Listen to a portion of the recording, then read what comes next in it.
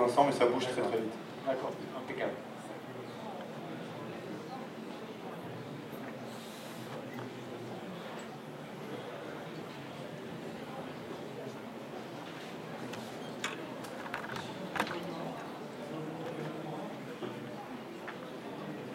Pour rappel, l'écran de gauche, grand écran, c'est l'écran de Jean-Louis Cussac. Écran de droite, l'écran de Cyril. Pas sûr, sur son écran, j'aurais Un de ses écrans, je crois que sur un deuxième écran, il a ses carnets, justement.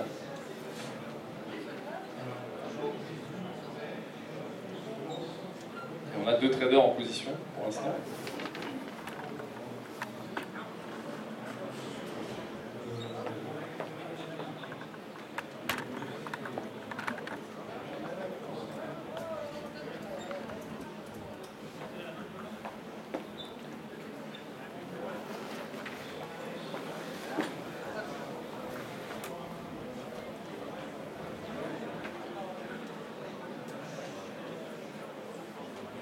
Alors, une nouvelle prise de position de un contrat DAX à l'achat à nouveau 15,5. Donc 10 615,5. Même prix d'entrée que le contrat qui a été acheté précédemment. Monsieur David Bioki vient de clôturer sa position sur le pétrole avec un gain de 35,46 €. Alors on a clôture de la position sur le crude oil, sur le pétrole de David Bioki, pour un profit de 36 € approximativement. Donc une position qui a été prise en début de séance d'ailleurs. D'accord, donc elle dure un petit peu. Nouvelle position pour Tom, visiblement. Ouais, il a acheté 50 UK.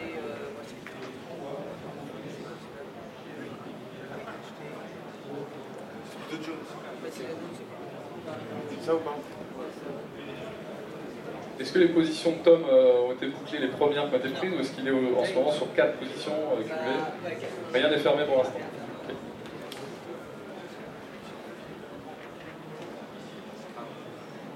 Donc toujours la question de quelle stratégie il utilise pour cumuler des positions comme ça.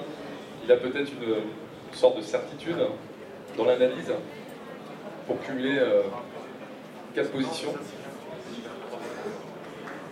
Sur quel actif la dernière position? Alors sur le Dow Jones, on a un achat. On a ici 3 actifs différents. Hein. Je crois que FTSE DAX, Dow Jones. Je crois que c'est un premier trade aujourd'hui sur un indice américain. Évidemment, Wall Street a ouvert à 15h30, donc c'est tout à fait logique de regarder ces actifs.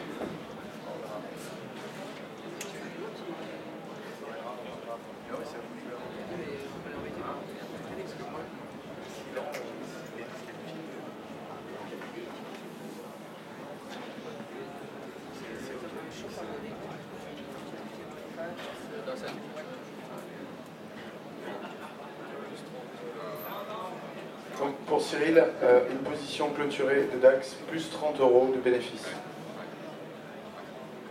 Qui correspond à 6 points de performance. 6 ticks, parce que normalement il est sur contrat futur, effectivement, donc 5 € le point, le tick. Donc 6 ticks de gain. Ceux qui ont scalping, évidemment, représentent une belle position.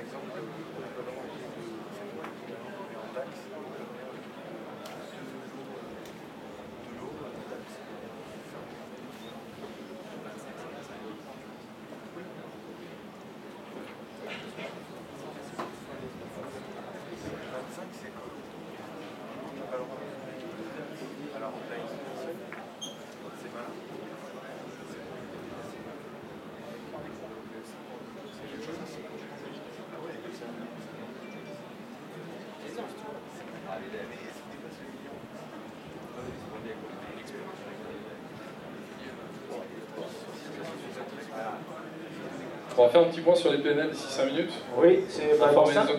dans 5 minutes, on est à On va 30 être à la minutes, moitié. donc on est à la moitié de cette demi-finale. On va aussi informer les autres traders de leur position dans le classement. Je rappelle qu'il n'y en a que 2 qui vont être qualifiés à la fin de cette séance à 16h30. Exactement. Pour la finale ce soir à 18h30. Exactement.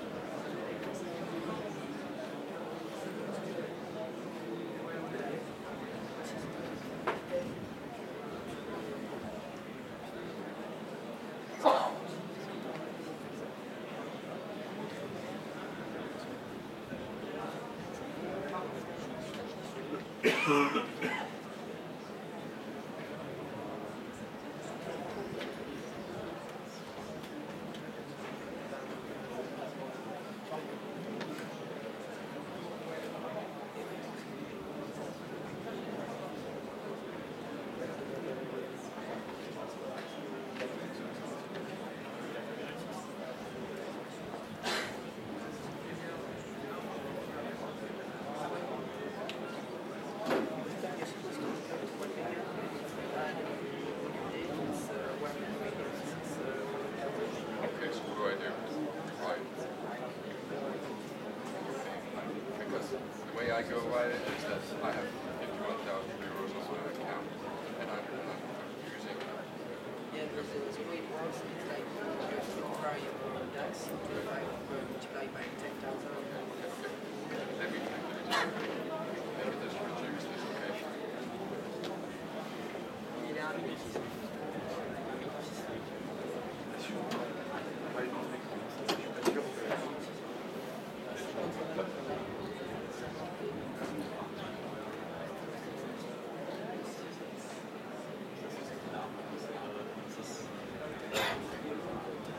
Okay, I've closed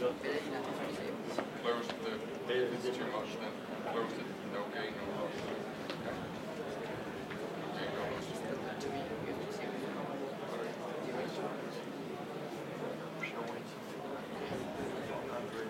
Gaël, petit topo peut-être sur la PNL. Alors, on va faire un petit topo avant tout sur un point qui est important de la compétition. On n'a pas forcément parlé jusqu'à présent parce que les compétiteurs seront au courant. Il y a une certaine règle en ce qui concerne le levier autorisé. Alors, c'est des calculs assez complexes, évidemment, puisque ça requiert, on va dire, deux types de calculs à 2 endroits différents. Parce qu'on va utiliser une certaine quantité par rapport à la marge, puisque ce sont des produits à marge, notamment là, en ce qui concerne les trades de Tom qui sont sur des CFD. Alors effectivement, c'est important de le souligner parce que les participants de la compétition ont le libre choix de choisir le courtier qu'ils veulent et le produit financier qu'ils veulent. Évidemment, en fonction des produits financiers, il y a des produits financiers qui offrent beaucoup plus de levier que d'autres. Je pense notamment au CFD. Pour évidemment que la compétition soit juste, en fait, on a mis en place un mode de calcul pour qu'en fait l'exposition maximum, c'est-à-dire le risque ou la valeur du point de chacun, soit linéaire, qu'il n'y ait pas des traders qui puissent avoir, par exemple, une prise de risque beaucoup plus importante que d'autres. On a donc choisi de standardiser la prise de risque. Voilà. Donc, on peut intervenir sur le produit qu'on veut, mais avec une prise de risque égale pour tous les compétiteurs. Il a clôturé le DAX et le DAX il a clôturé le FAD.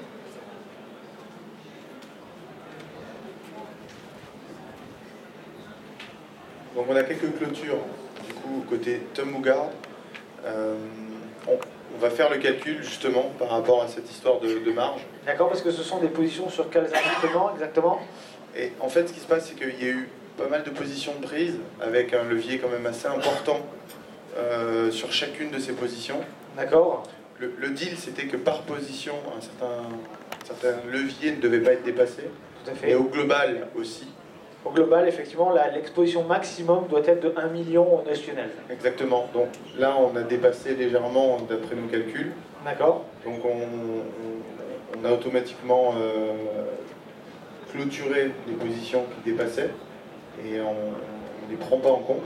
D'accord. Il faut qu'on va attendre justement, on va essayer de regarder un peu ce qu'on va faire par rapport à ça. Impeccable. On a un achat de euro-dollar à 1,1256. Un lot. Un lot sur le spot, euro-dollar, ou sur un contrat futur? Sur un futur. Sur un futur, donc c'est un contrat de 125 000.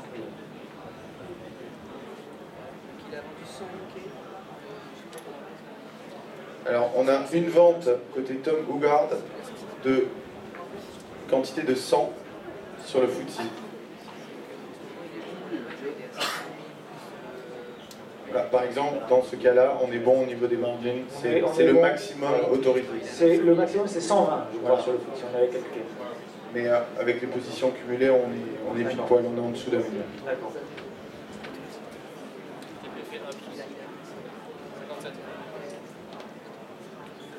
Pour Cyril, on encaisse un pips sur le Forex, sur la position euro-dollar. Donc, normalement, 12 dollars 50. 10 euros. C'est vrai.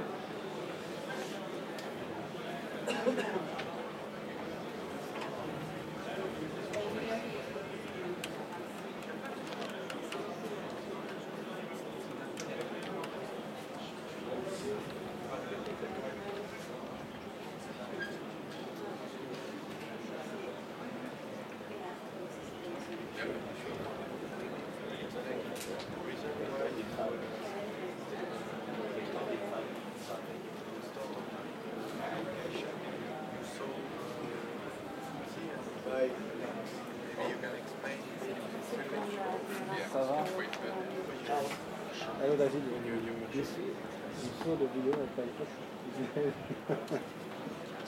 Sorry, can we have a recap? You promise in 5 minutes what we need to do. You promise in 5 minutes a recap. You promise in 5 minutes, or 7 minutes. You take into account that my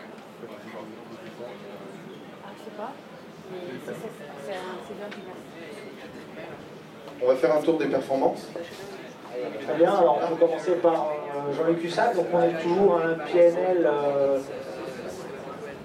Voilà. Alors on est à 225 € de profit encaissé, mais si on comptabilise la collision en cours, on est très légèrement négatif.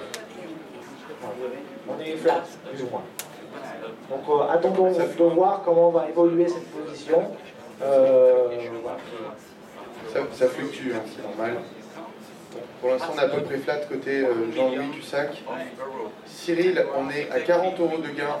L'ensemble des positions sont clôturées pour l'instant. Il attend un nouveau signal. On est en train de faire les calculs pour Tom Hougard parce qu'il y a cette problématique de marge. Donc on essaie de voir dans quelle mesure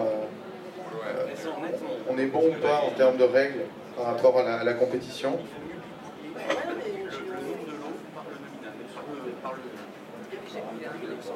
Je vais aller voir David Yoki. On est à 53. 53 plus, but I have open position in a loss. Ok, alors on a 53 € de positions qui sont clôturées et on a des positions en cours, donc on a de la variation encore. On a 2 pétroles, donc 2 crude oil ouverts à 46 €, à 46,35. Donc au niveau du latent, on est à moins 125 du coup. Très bien, merci. Alors ici, de mon côté, au niveau de Jean-Louis Cussac, est-ce que je peux te poser une question? Jean-Louis, on voit que tu as pris 3 positions sur le DAX. Et alors, est-ce que c'est du hasard ou est-ce que tu cherches un point d'entrée est-ce que tu cherchais un point d'entrée d'impulsion que tu es rentré à chaque fois 15,50 sur le DAX? Là, une nouvelle position, 5 contrats, 4,40 à l'avance. Donc de notre côté, je vous précise, donc l'Atom est à peu près vendu par d'attente de 600 €. Je joue à Trading Ranch, comme il n'y a pas grand chose. DAX sous-performe, alors c'est vrai que là, tout à l'heure j'ai dit Digital Pro, il y a moins quelque chose, plus quelque chose, ça varie à 100 balles quoi. Ah ouais, parce que là, le DAX sous-performe, il reste tombé. Bon. Donc du coup, j'ai fait un arbitrage avec le CAC. Et c'est contre nature, mais bon. Là, pour l'instant, bah, ça y est, j'ai racheté les CAC. Je vais me faire une perte de 100 balles. D'accord. Donc fermeture de la position dans le CAC.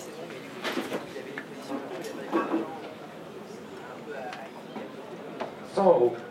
Donc 100 € de plus sur le CAC.